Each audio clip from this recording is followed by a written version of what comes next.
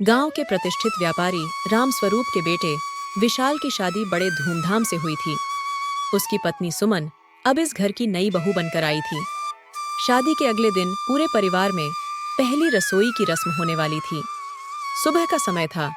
घर में चहल पहल मची हुई थी। सास, ससुर, देवर, ननद, पड़ोसी महिलाएं, सबकी नजरें आज सुमन पर थीं। देखो बहू, पहली रसोई कोई मामूली रस्म नहीं होती। यह तुम्हारी काबिलियत की पहली परीक्षा होती है। जी माँ जी, मैं पूरी कोशिश करूंगी।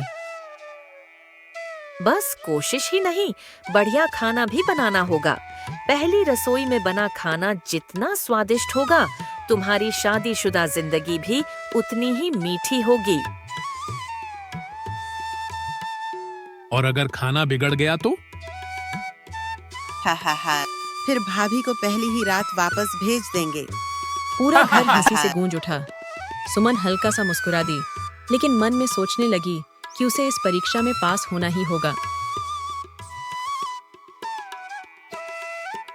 सुमन जैसे ही रसोई में जाने लगी, तभी उसने अपनी ननद सीमा और देवर रोहन को खुसर पुसर करते देखा। भाई, भाभी को पहली रसोई में थोड़ा मजा चखाते हैं। हाँ, देखना, उनका हलवा तो इतना नमकीन होगा कि सबका मुंह बिगड़ जाएगा। दोनों भाई बहन चुपके से रसोई में घुसे और शरारतें करने लगे। आटे में नमक मिला दिया, चीनी की जगह नमक डाल दिया, लाल मिर्च की जगह सिंदूर रख दिया, घी की जगह सरसों का तेल निकाल दिया। अब भाभी जो भी बनाएंगी, सबका स्वाद खराब हो जाएगा। दोनों ठहाके लगाते हुए भाग गए।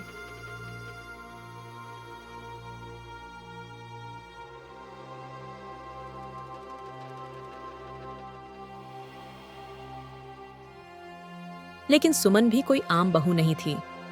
वह अपने गांव में चतुर बहू के नाम से मशहूर थी। उसने सब कुछ भांप लिया और मन ही मन सोचा, अच्छा, खेल खेल रहे हो? अब देखो, मैं कैसे तुम्हें ही इस खेल में फंसाती हूँ।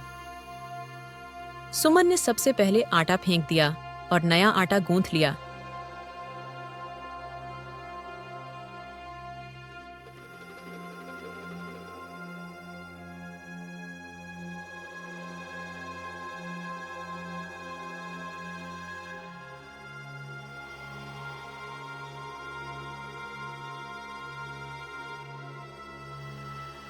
फिर उसने सूंघ कर मसाले पहचान लिए और सही मसाले अलग कर दिए।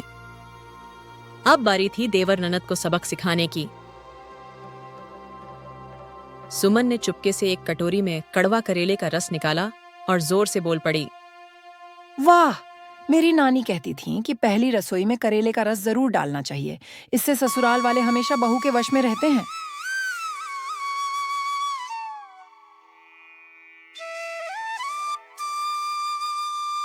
क्या ये कौन सा टोटका है? भाभी, ये तो हमने पहली बार सुना है। ये रस कहाँ डालोगी? हलवे में डाल दूं? अरे नहीं, हम तो मजाक कर रहे थे। भाभी, प्लीज इस रस से हमें बचा लो। ठीक है, माफ कर दिया।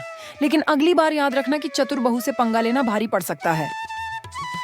सीमा और रोहन सिर झुकाकर चुपचाप खड़े हो गए। अब सुमन ने खस्ता पूरियां, हलवा और आलू की सब्जी बनाई और पूरा परिवार खाने के लिए बैठा।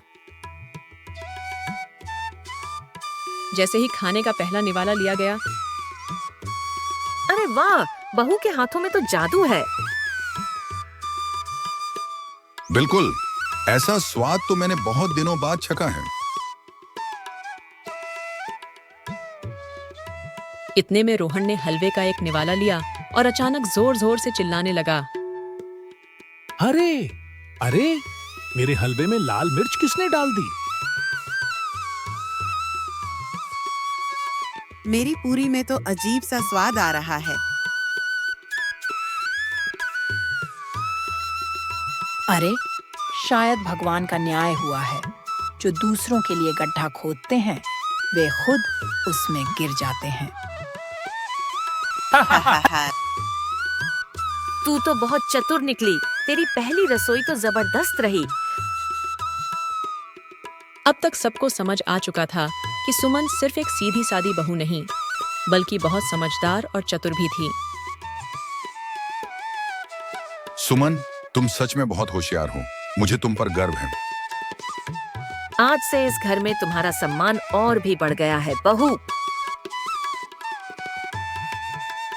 सुमन मुस्कुरा दी। उसे महसूस हुआ कि पहली रसोई की परीक्षा में उसने सिर्फ स्वादिष्ट खाना ही नहीं बनाया, बल्कि सबका दिल भी जीत लिया।